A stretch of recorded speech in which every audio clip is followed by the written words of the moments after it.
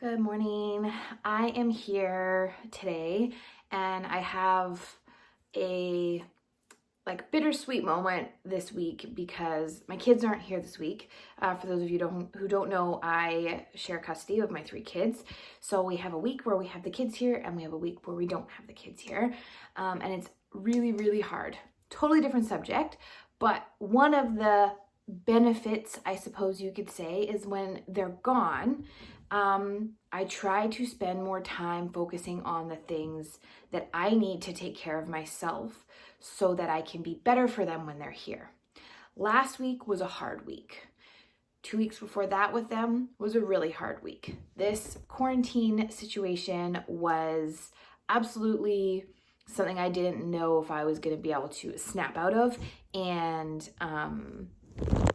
hi, do you want to come down, or did you want to be in the video? As soon as I start doing something, my cat likes to participate. Messing things up, cat. Anyways, I really had a hard time anyways in the beginning of this quarantine. I thought there was going to be, for me, I thought I was going to not be able to snap out of it and get back into a routine. Especially being laid off from work and kind of being at home working.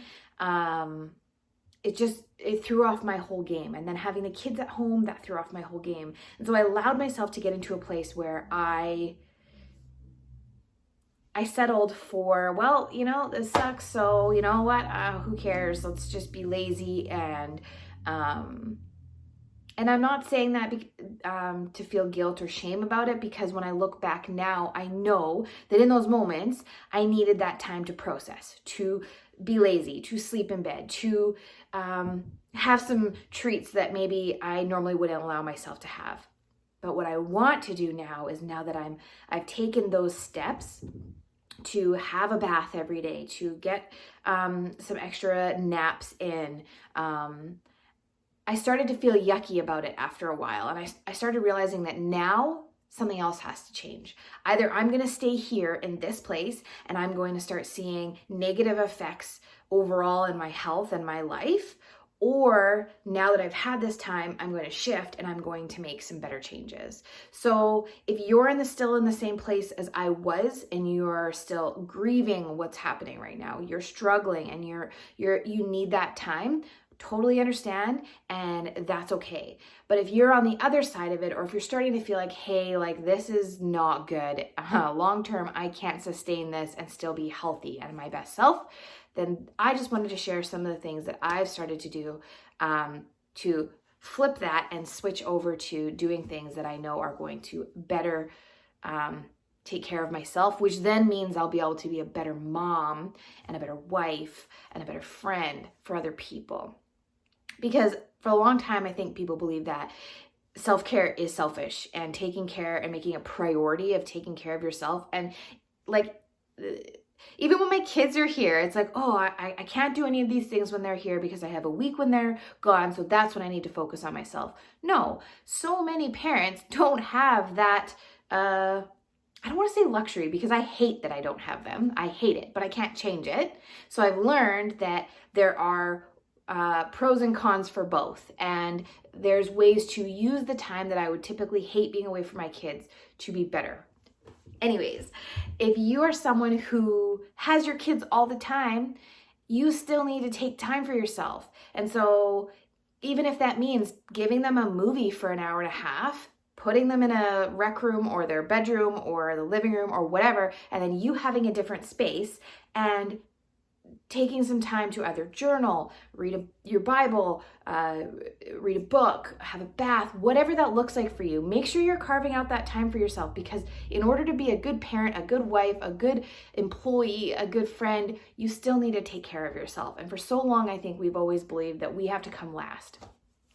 Anyways, long story short, to say that here are the things that I'm going to be doing and that I know are going to help me get back on track and start focusing on my health again.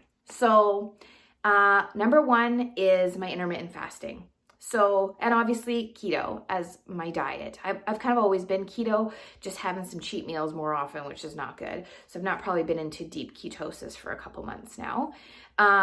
So getting back to my 16 hours of fasting and 8 hours of eating window, that might look different for you, but that's what worked. And I know I can do because I did it for like 8 months and it was not an issue. Right now it feels daunting. Right now I feel hungry because I can't eat for another 3 hours.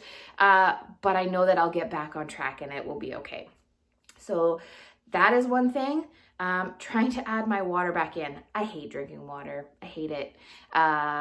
Yeah, put lemon in it. I know. Trust me, I've tried all the things and I just have to do it. It's something I have to just chug it. So I have a water bottle and I'm going to just try and chug that twice a day, get the water in so that it's not so daunting. The other thing is eating a lot more clean. So when I'm eating my vegetables, getting my vegetables in. That's probably the number one thing that went off on my keto diet when I've been lazy. I still eat the meats, I still eat the fats, but I don't get my veggies in, and I don't feel, and I know that that is a big part of keto. Often people think, oh, it's just about proteins and fats. No, vegetables are really important, and it's really important to get those in to your meals every day. Then the other thing I need to start doing is having more like a better sleep habit. So I used to, I didn't need to near like the second half of my journey, but in the beginning of my journey, I was taking magnesium every night to go to bed. That helped calm my body down. And so adding something like that in before bed is really going to help. And then as you can see behind me, I am going to try to exercise. Ew. Yeah, I don't like it. I don't want to. And I'm gonna try and do it anyways. So what I want to try and do is find some yoga, some relaxing stuff. I did it a couple times and I just loved the feeling. My body felt like stretched and like I got a lot of pain out of some parts of my body. That really helped. But I also want to do some weights. So yeah, I know cardio is important and go for a walk, go for a bike ride. Yes, I'm going to add those in, especially when my kids are here. But what I know I need to do is pick up the weights and start building my muscles, because this is a sad situation. If I go like, wait, how do you do that? I'm just kidding. Anyways, I feel like I'm going a little crazy. Anyway, I just thought I would share a couple of those things that I'm going to do, making sure that I'm not eating all the time, because I started eating as well. That was another thing. I started just snacking throughout the day. I'd have a couple cups of coffee with cream in it and like a snack here, some nuts there. Like I have to eat more separated meals and have that in between time for my body, for my insulin levels to drop and to get into deeper ketosis. So those are some of the things I'm going to do. I'll keep sharing as I go. I just thought I'd do one more video just to kind of share what I came up with overnight, what I felt like I needed to do for myself to get back on track and to get feeling my best. I have a headache right now. I hate them. I hate them so much. And I know it's because of the way that I'm eating. And I know that it's because I'm not on this journey as strict anymore. So I hope this helps. If not, I hope you enjoyed listening to me blab. And I'm going to try and share a little bit more on this Instagram page as I get myself back into this journey. And I'll try not to sigh as much. It's day one, okay? It's day one of me going hard. And I'm dreading it a little bit. I think the reason, just so you know, one last thing, I think the reason it's so hard is because you know in the beginning it is hard to get into that routine, but momentum creates like the consistency and to be able to build that momentum, that's when you'll see all the change. So give yourself a week or two. You'll be okay, and I know I will be too. Thanks.